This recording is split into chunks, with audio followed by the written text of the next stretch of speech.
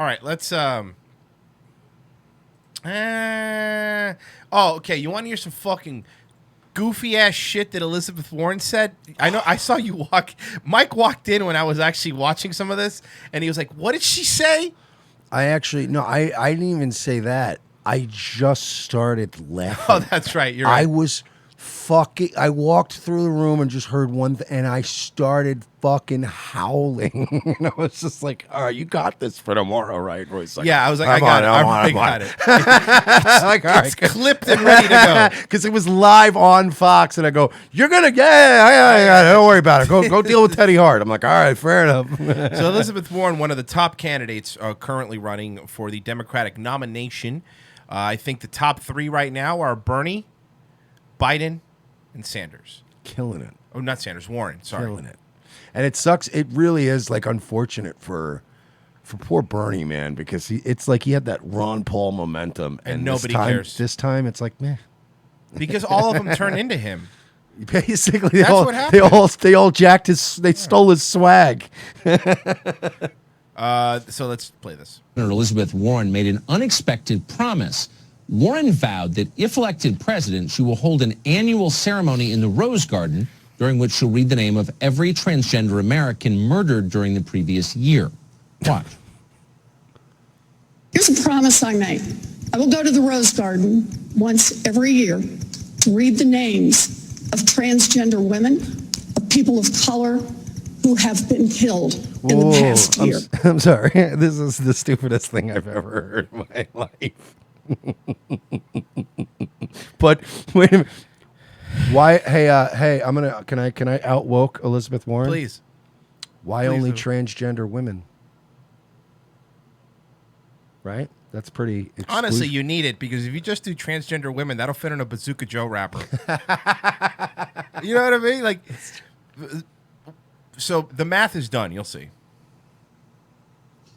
So that may have been the first time you've heard anything about that topic, and you may have wondered just how many transgender women of color were murdered last year and why. How many do you think?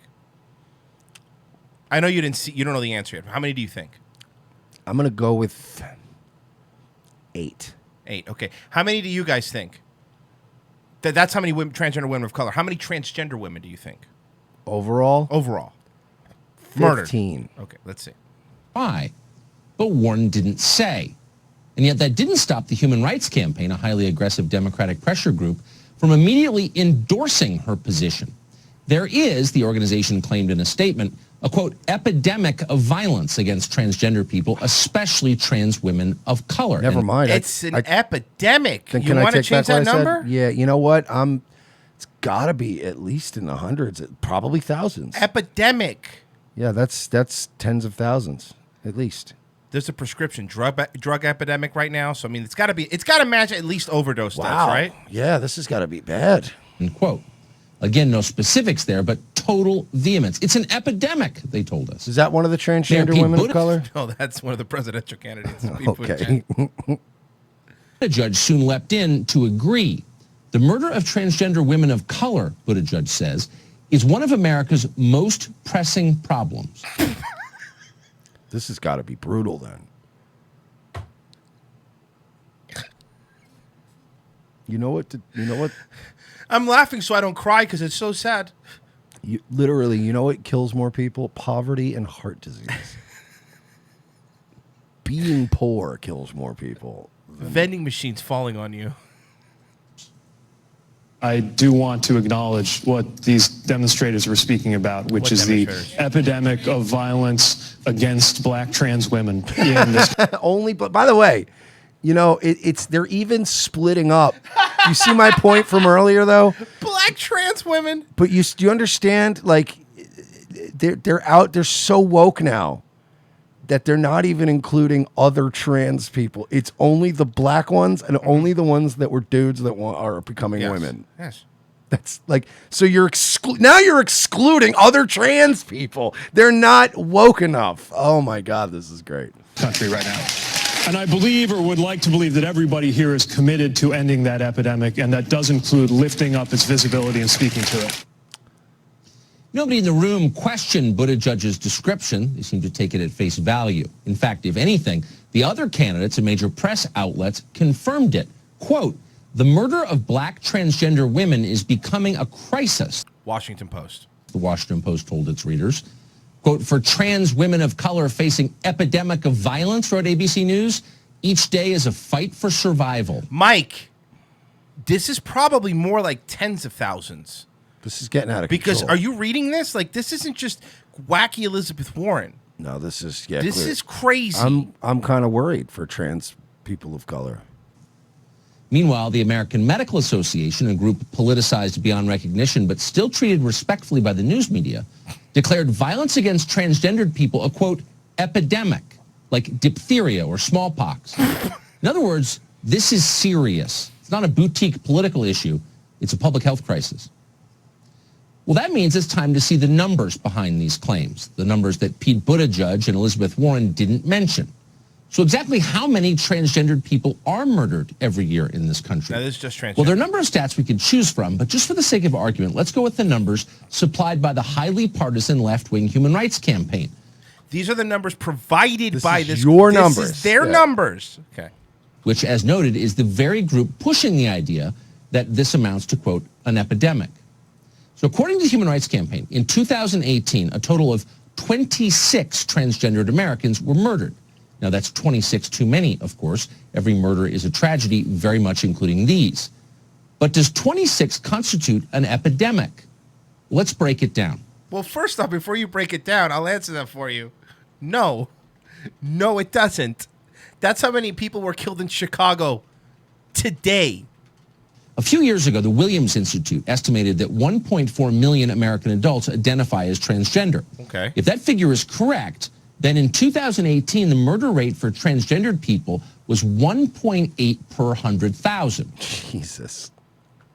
Now, while granting again that every murder is too many, relatively speaking, that is a very low rate. In fact, it's barely one-third the murder rate for the general population in this country, which in 2018 was 4.9 murders per 100,000 people.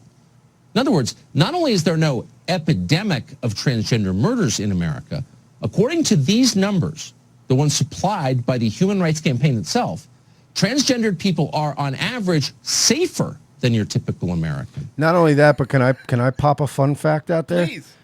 You're also transgender people are 53% more likely to murder someone than to be murdered. I just want to throw that out. Can I throw another fact out? Sure. Okay. You know who the biggest? We're not talking about murder, but you know who the biggest killer of transgender people is? Themselves.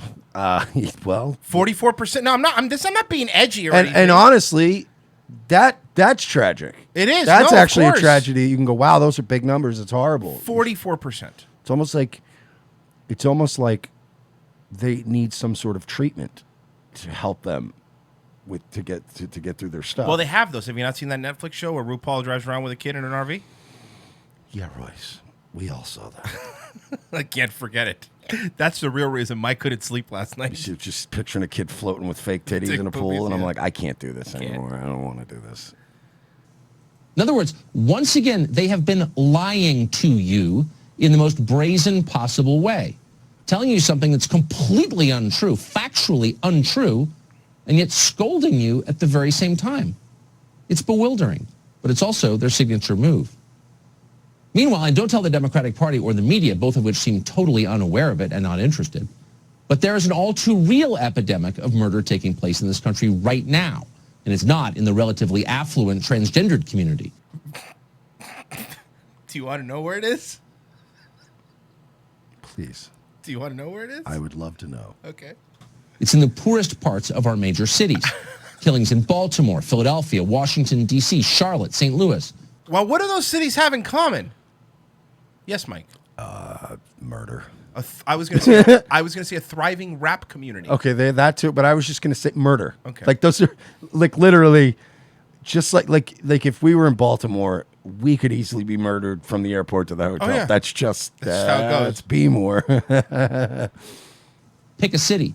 Have all skyrocketed compared to just 5 years ago. Thousands are dying as a result. It's awful. But if you're looking for an epidemic to worry about, one that's actually changing the composition of this country, nothing beats opioids. Nothing even comes close. In 2017, 47,600 Americans died of opioid-related drug ODs. How many is that? That's a lot.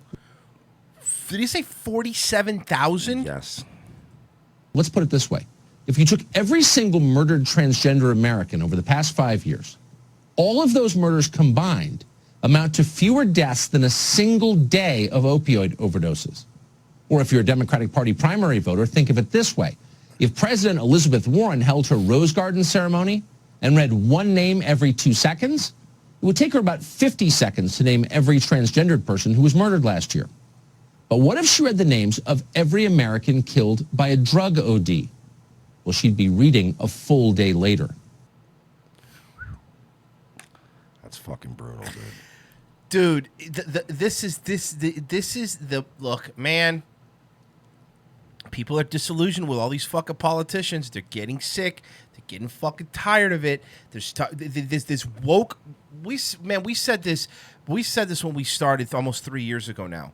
This woke culture is not sustainable. It's not sustainable because it's not held up by anything. You know, it's a political movement built on sand. Like there's not enough numbers. Real life people are going, well, my son died because they couldn't get a Narcan shot to him on time because he'd been to rehab 12 times and he'd get pain prescription pills given to him. Or my son died because fentanyl from China came across the Mexican border. There's very few people going, my son/daughter died because they were trans. And the other thing that I think needs to be pointed out, and he didn't even mention it, but really to break it down, even 26 transgendered women were killed last year, right? That doesn't mean that it was because they were trans.